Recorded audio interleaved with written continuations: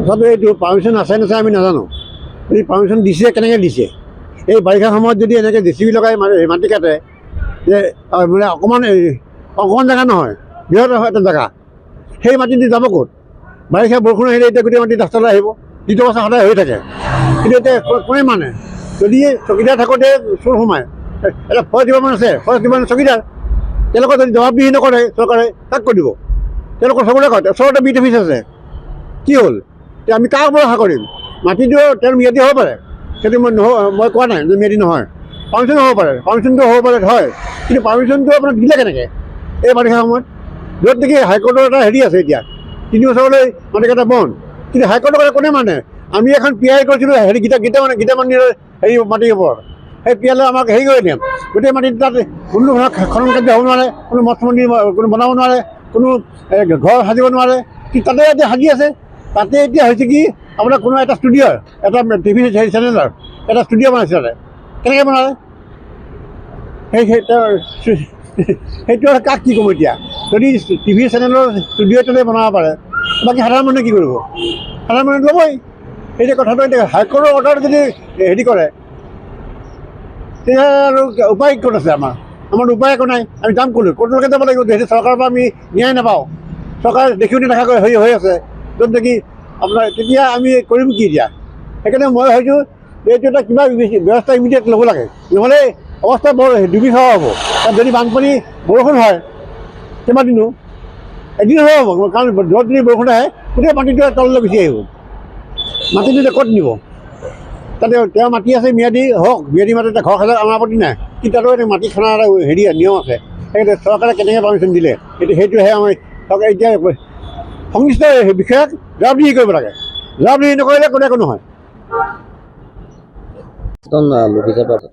আপোনালোকেতো দেখা পাইছে, এতিয়াতো আগতে অলপকৈ খান্দিছিলে, কিন্তু এতিয়া মহামান্য আদালতৰ আপোনালোকৰ নিৰ্দেশ অমান্য কৰি বুলি ক'ম। তেওঁলোকেতো কৈছে গুৱাহাটী মহানগৰীত পাহাৰ খনন, ইভেন আপোনালোকৰ নদী বালিও ধৰক উঠাব নিদিয়ে, বিভাগৰ বহুত অনুমতি লাগে। তেওঁলোকে এখন বিভাগৰ অনুমতি এখন তাতে ৰাখি থৈ দিছে, পাৰ্মিশ্যন অনুমতি পত্ৰ এখন, কিন্তু সেইখন আপোনাৰ কিমান দূৰ গ্ৰহণযোগ্য এতিয়া চৰকাৰী পক্ষৰ মানুহে সেইটো মানে গম পাব।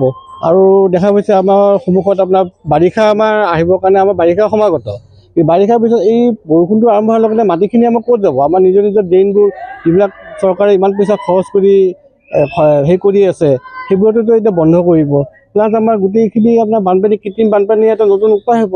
আৰু এতিয়া পাহাৰ খননটো এতিয়া বন্ধ কৰি ৰখাৰ পিছতো তেওঁলোকে কি পাৰ্মিশ্যনৰ ভিত্তিত এতিয়া খান্দি আছে, এতিয়া চৰকাৰী পক্ষৰ মানুহখিনিহে এতিয়া গম পাব। গতিকে শেহতীয়াকৈ উচ্চতম ন্যায়ালয়ত শপতনামা হৈছিল, তাৰ পিছতো এনেকুৱা ধৰণৰ খনন চলি আছে।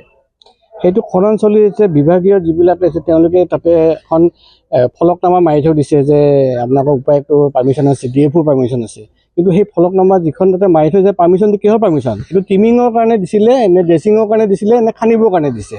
খান্দি যদি সমানে কৰিবলৈ গুৱাহাটীৰ পাহাৰখন যিমান আছে চব আপোনাৰ টকলা হৈ যাব। আপোনালোকে নিজে দেখা পাইছে, চাওক, ৰাইজে চাওক, ইয়াতে আপোনালোকে চাওক। আৰু আপোনালোকৰ জৰিয়তে মই এইটো মুখ্যমন্ত্ৰীটো এইটো দৃষ্টিগোচৰ কৰিলোঁ যে তেওঁ এই বস্তুটো কি পাৰ্মিশ্যন দিয়া এটা উপযুক্ত তদন্ত কৰক। লওক আপোনাৰ গোটেই মহানগৰীত, কিন্তু এইটো আপোনাৰ জোৰদৰ, গণেশগুৰি কওক, এইফালে মঠঘৰীয়া, নুনমাটিলৈকে কওক, এই গোটেই আপোনাৰ এইটো মানে এফেক্টটো তালৈকে হ'ব। এইটো পাহাৰ কটাটো, এইটো আমাৰ এখন নেকি ধুনীয়া এখন সেউজীয়া পাহাৰ আছিলে, সেইখন কাটি এতিয়া টকলা কৰি দিলে। এইটো এতিয়া পাৰ্মিশ্যনটো আপোনালোকৰ অনুমতিটো কোনে দিছে, তাৰ ওপৰত এটা বিভাগীয় খুব এটা ভাল তদন্ত হ'ব লাগে। আৰু যিবিলাক যদি কিবা দোষী পায়, বিষয়া পায় বা যি নহওক, তেওঁলোকৰ ওপৰত উপযুক্ত এটা শাস্তি ব্যৱস্থা কৰিব লাগে। ধন্যবাদ। কেনেকৈ দিয়ে নাজানো, কিন্তু ইয়াততো পাহাৰ কটাটো কোনোমতে সমৰ্থন কৰিব নোৱাৰি। আজি জুৰুত, আমাৰ জোনাইঙিৰত আমি যিবিলাক ঠাইত থাকোঁ, এই ৰঙামাটিৰ কাৰণে আমাৰ ঘৰবিলাক ডাউন হৈ গ'ল। আমাৰ সমস্যা হৈ গ'ল। তথাপি এইটো কোনে পাৰ্মিশ্যন দিয়ে, কেনেকৈ কাটিব পাৰে, এইটো আচৰিত কথা। যিকোনো খবৰৰ বাবে যোগাযোগ কৰক 7099017330 লগতে 7099017110 নম্বৰত।